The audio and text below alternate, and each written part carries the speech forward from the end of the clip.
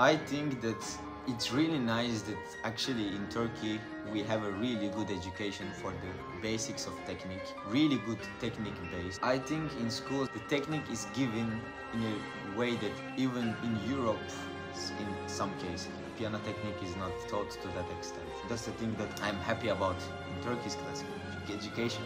But at the same time, if I say the truth about my opinion about it, I see a big part of culture of classical music knowledge missing. Big part of knowing how the culture of classical music works. For example, the word phrasing is not known like by the 90% of the musicians, you know, how a phrase in romantic period should be.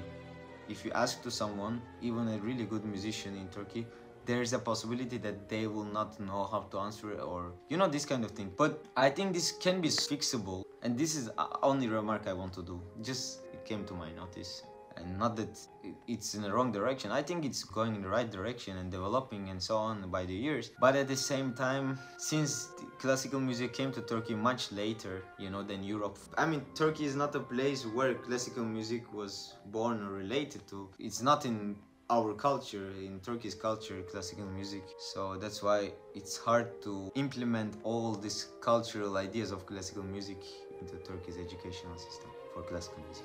So that's the part I see a bit missing, the culture of classical music. The 19th century culture of 19th century pianists, you know, all those European pianists or Russian school and all those.